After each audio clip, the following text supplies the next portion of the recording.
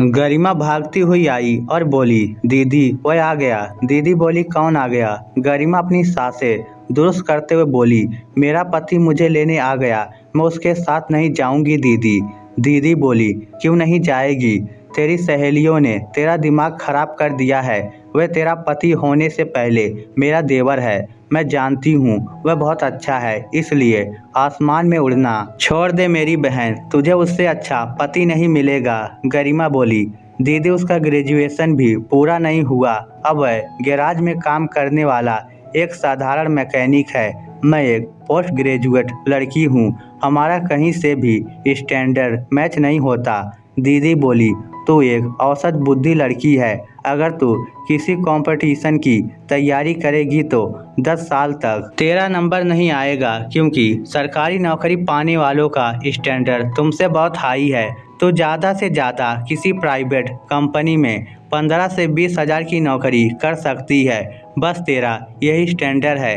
तेरा पति गाड़ियों का मिस्त्री है, तेरे जीजा जी ने उसे अलग गैराज खुलवा दिया है, उसकी महीने की कमाई 1 लाख रुपए से कम नहीं होगी। तेरे जीजा जी भी वही काम करते हैं, मैं जानती हूँ उनकी कमाई कितनी है। पूरा लंबा चौड़ा और सुंदर लड़का है, फिर भी ना जाने तेरे दिमाग में क्या फितूर घुस गया है।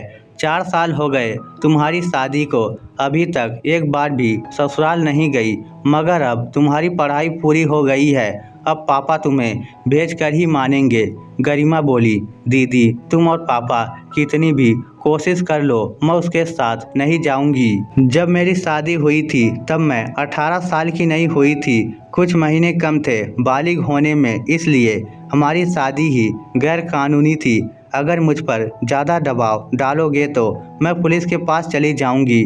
दोनों बहनें घर की छत पर आपस में बात कर रही थी, मगर उन दोनों बहनों को ये मालूम नहीं था कि वह सीढ़ियों पर खड़ा सारी बातें सुन रहा था। गोपाल उल्टे पांव सीढ़ियों से नीचे उतर आया। सास बोली, क्या हुआ दामाद जी? दोनों लड़कियां छत पर थी, मिल लिए क्या उनसे?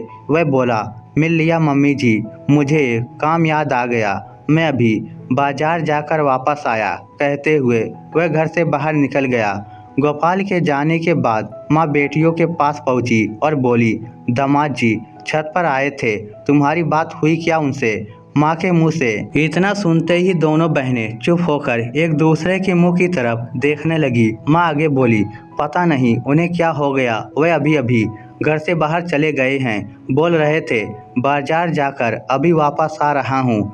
दोनों बहनें समझ गई कि गोपाल उनकी सारी बात सुनकर गया है। बड़ी बहन संगीता बोली, वह अब वापस नहीं आएगा माँ, मैं जानती हूँ अपने देवर को, ये सब तुम्हारी लाडली गरिमा की करतूत है। इतना कहकर उसने माँ को सारी बात बता दी। माँ अब खरी खोटी सुनाएगी, इस डर से गरिमा नीचे भाग गई। उधर माँ सर पकड़कर बैठ गई और बेटी को भला बुरा कहने लगी। गोपाल सीधा बस स्टॉप पर पहुंचा और अपने शहर की बस में बैठ गया। उसका दिल अंदर से तार तार हो चुका था। गोपाल को पहले से डर था कि गरिमा उसे पसंद नहीं करती, क्योंकि वह पढ़ाई में फेलियर था। फेलियर होने के कारण वह पहले से ही थोड़ी हीन भावना का शिकार था। पिछले 4 सालों में गरिमा ने उससे कभी बात नहीं की थी, फिर भी घर वालों के कहने पर वह पत्नी को लेने चला आया था। जब शादी हुई थी तब गोपाल और गरिमा दोनों ही स्नातक के सेकंड ईयर में थे। गरिमा पास हो गई थी और वह फेल हो गया था। फिर गोपाल ने पढ़ाई छोड़ दी थी। उसके बाद उसने पिता और भाई के साथ रहकर मैकेनिक का काम सीखा और अब उसका अपना खुद का वर्कशॉप था। गरिमा नीचे कमरे में आकर अंदर से किवाड़ बंद करके बेड पर पसर गई। वह जानती थी कि मम्मी और पापा उसकी ढंग से खबर लेने वाले हैं, मगर उसे इस बात की खुशी थी कि वह वापस चला गया। वह सोच रही थी कि अच्छा हुआ बला टली। गरिमा के बर्ताव से दोनों परिवारों में टेंशन का माहौल पैदा हो गया था। गरिमा के पिता को चिंता थी कि अगर छोटी बेटी ने रिश्ता तोड़ा तो बड़ी बेटी का रिश्ता भी खतरे में पड़ जाएगा। उन्होंने गरिमा को बहुत समझाया, मगर वह तो जिद पर अड़ गई थी। गरिमा ने सरकारी नौकरी के लिए कई फॉर्म भर रखे थे, अब वह जॉब करके खुद को साबित करना चाहती थी। गरिमा को कंपटीशन एग्ज़ाम देने के लिए बेंगलुरु जाना था। उसने उस परीक्षा के लिए अच्छी तैयारी कर रखी थी, मगर उसके पिता ने साफ इनकार कर दिया क्योंकि एग्ज़ाम सेंटर घर से 700 किलोमीटर दूर था। इतने लंबे सफ़र के लिए अकेली लड़की को भेजना हर पिता के लिए मुश्किल होता है। गरिमा ने कहा, पापा आप साथ चलो। पापा बोले, मैं तुम्हें एक ही शर्त पर ये परीक्षा देने वहाँ भेज सकता हूँ। शर्त यह है कि तुम्हारे साथ तुम्हारा पति गोपाल जाए। गरिमा धर्म संकट में फंस गई। वह जिससे दूर रहना चाहती थी, पापा उसी को साथ भेज रहे थे। परीक्षा के दिन नज़दीक आते जा रहे थे और गरिमा की चिंता बढ़ती जा रही थी। फिर जब पेपर देने के लिए जाने का दिन आया तो वह टूट गई। मजबूरन उसे पापा की बात माननी पड़ी। वह गोपाल को साथ ले जाने के लिए तैयार हो गई। उधर गोपाल को भी बहुत मान मुनहार करके गरिमा के साथ जाने के लिए मनाया गया। पहले टिकट बुक नहीं कराने के कारण उन्हें जनरल डिब्बे में सफ़र करना था। 700 किलोमीटर का सफ़र वह भी बैठकर करना था। जब सफ़र शुरू हुआ तो वह पास न बैठकर अलग अलग बैठे थे। दोनों आमने सामने बैठे थे। इस कारण कभी कभार दोनों की नज़र आपस में टकरा जाती थी। गरिमा पहली बार उसे अपने सामने देख रही थी। वह 6 फीट से ज़्यादा लंबा था, और जैसा शरीर था मगर चेहरे से मासूम था। गरिमा ने सोचा, ये शक्ल से तो अच्छा है, अगर पढ़ाई में भी ठीक होता तो मेरे लिए अच्छा था, मगर ये तो दिमाग से बुद्ध है। सीट खाली देखकर 2 टपोरी टाइप के लड़के गरिमा के बगल में आकर बैठ गए थे। लड़कों के बैठने से वह असहज हो गई थी। इस कारण तुरंत उठकर गोपाल की बगल में आकर बैठ गई। शादी के बाद ये पहला अवसर था कि वह दोनों इतने नज़दीक बैठे थे। जब गरिमा गोपाल के करीब आकर बैठी तो गोपाल ने अनुभव किया कि वह बिल्कुल गुड़िया जैसी है। वजन में तो उससे आधी भी नहीं है, मगर नखरे तो वजन से 10 गुना ज़्यादा दिखाती है। बाहर से मासूम और प्यारी है, मगर अंदर से नागिन है। ये सोचते हुए वह उससे थोड़ा दूर सरक कर बैठ गया। वह गरिमा से बहुत प्यार करता था, मगर जिस दिन ये सुना कि वह उसके साथ रहना ही नहीं चाहती, तब उसका दिल टूट गया था। वह उसके साथ आना नहीं चाहता था, मगर उसके पिता ने कहा था कि तू साथ नहीं जाएगा तो वह अकेली चली जाएगी। अब तू खुद सोच ले, क्या तुम्हारी पत्नी का अकेले सफ़र करना अच्छा है? गोपाल पिता से बोला था। वह मुझे अपना पति ही नहीं मानती, अब अकेली जाए या किसी के साथ जाए, मुझे क्या फ़र्क पड़ता है? अनुभवी पिता ने उदास बेटे को कंधे से पकड़कर समझाते हुए कहा था, ये कोई लव मैरिज है क्या? एक का दिल भर गया तो वह छोड़कर चल दिया। ये अग्नि के चारों और 7 फेरे लेकर सबकी रजामंदी से की गई शादी है। इतनी जल्दी इस शादी से छुटकारा नहीं मिलने वाला। फिर पिता ने उससे धीरे से पूछा, तू उससे प्यार करता है ना?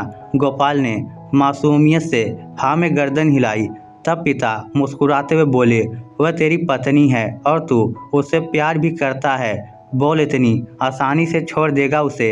अरे पहाड़ जैसा शरीर रखता है, मर्द बन उसके साथ जा, उसके साथ प्यार से पेश आ, उसकी रक्षा करने का दायित्व उठा। उसे ये लगना चाहिए कि वह पूरी तरह सुरक्षित सफ़र कर रही है और एक मर्द जो उसका पति है ढाल बनकर उसकी हिफाजत कर रहा है। एक बात याद रखना बेटा, औरत का दिल उस पर जोर आजमाइश करके नहीं जीता जाता। औरत का प्यार पाने के लिए मर्द को एक छोटा सा बच्चा भी बनना पड़ता है। मतलब भीड़ में वह एक मर्द बनकर उसका प्रहरी बनकर चलता है और एकांत में उस पर आश्रित एक छोटा बच्चा बन जाता है। गोपाल को पिता की बात ज़्यादा समझ में नहीं आई थी, मगर वह इतना जानता था कि गरिमा उसकी जिम्मेदारी है और इस जिम्मेदारी को उसे सतर्क रहकर निभाना है। रात हो गई थी। डिब्बे में अब कम ही सवारियां बची थी। कुछ लोग जगह देखकर सो गए थे, मगर 4 लोग जो जोर जोर से बातें कर रहे थे, हंस रहे थे, उन्हें देखकर गरिमा को डर लग रहा था, क्योंकि वह चारों नशे में थे। उनकी शक्ल भी डरावनी थी।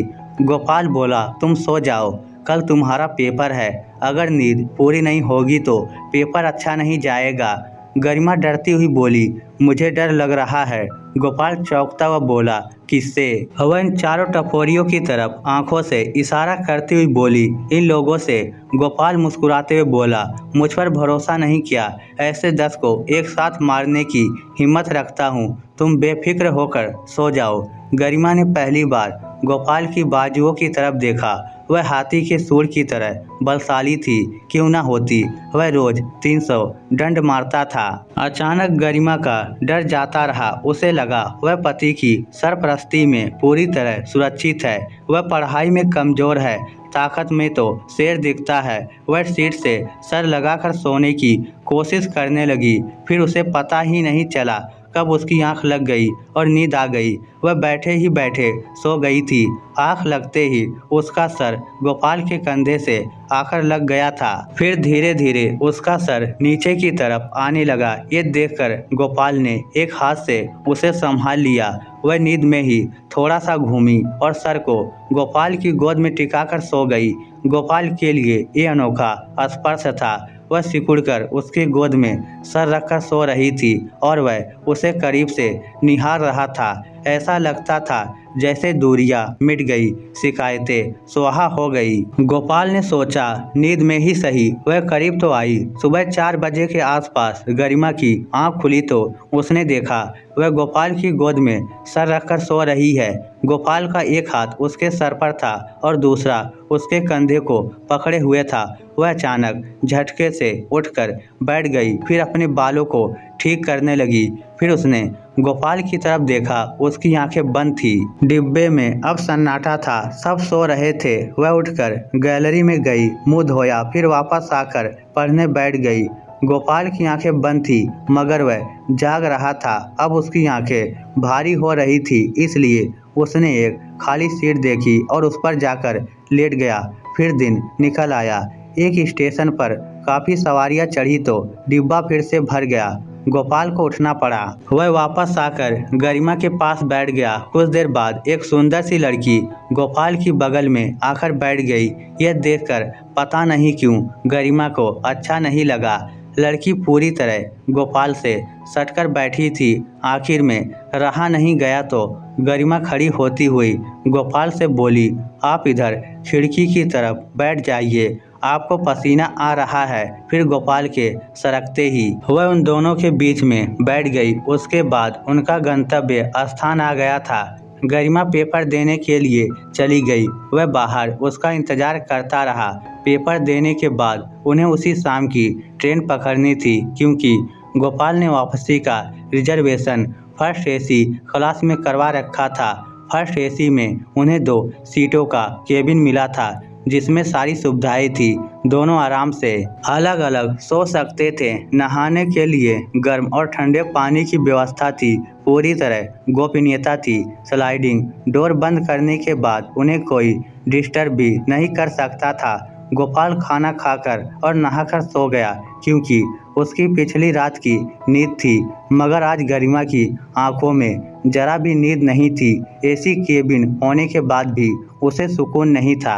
पता नहीं क्यों उसका मन गोपाल के पास बैठने को कर रहा था, उसे स्पर्श करने को कर रहा था, मगर वह तो ऊपर सीट पर घोड़े बेचकर सो गया था।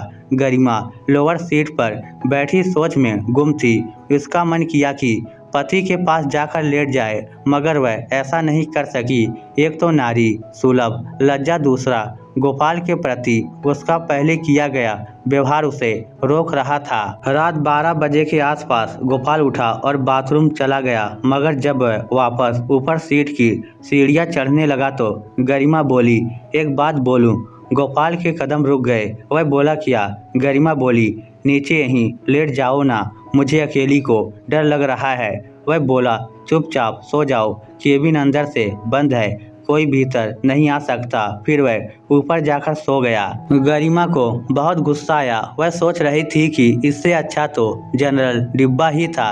वह उसके करीब तो बैठ ही सकती थी। ये भी एक बड़ा सच है कि प्यार तो जनरल डिब्बों और बसों में ही पनपता है। बाकी एसी कोच में तो लोग नींदें पूरी करते हैं। वह कुछ देर यूं ही बैठी रही। फिर पता नहीं उसे क्या सूझा कि ऊपर चढ़कर गोपाल के हाथ का तकिया बनाकर उसकी बगल में सो गई। वह हड़बड़ा कर बैठ गया। बोला, ये क्या है? वह मासूमियत से बोली, कुछ नहीं, सो रही हूँ। वह गुस्से में बोला, अपनी सीट पर जाकर सो। वह हाथ नचाते हुए बोली, कल तो प्यार से गोद में सुला रखा था, फिर आज क्या हो गया? वह बोला, कल सब कुछ अनजाने में था, अब ऐसा नहीं हो सकता। मैं तो फेलियर हूँ, तुम्हें तो जरा भी अच्छा नहीं लगता ना। वह बोली, मैं भी कोई 30 मार्क खा नहीं हूँ। आज जो पेपर देकर आई हो उसमें मेरे 100 में से 10 नंबर से ज़्यादा नहीं आएंगे। वह बोला, तो अब क्या करोगी? वह बोली, कुछ नहीं, अब आपके साथ अपने ससुराल जाऊंगी और वहां बैठकर आपकी कमाई खाऊंगी। इतना सुनते ही गोपाल के दिल में बंसी बजने लगी, मगर वह दिखावे के लिए बोला, मैं तुझे अपने घर नहीं ले जाने वाला। वह बोली, आप मुझे नहीं छोड़ सकते, मैं जानती हूँ बहुत प्यार करते हो मुझसे। वह 25 साल का बच्चा ही तो था, पिघल गया। भरी आंखों से बोला, सब जानती थी तो फिर इतना सताया क्यों? वह बोली, माफ़ कर दो, हम लड़कियों के इतना ही दिमाग होता है। 4 अक्षर पढ़ते ही खुद को कलेक्टरनी समझने लगती हैं।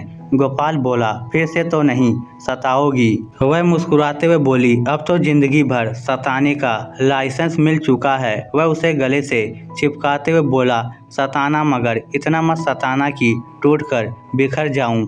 इस स्टोरी को लेकर आपकी क्या राय है? नीचे कमेंट करके हमें ज़रूर बताइएगा। धन्यवाद।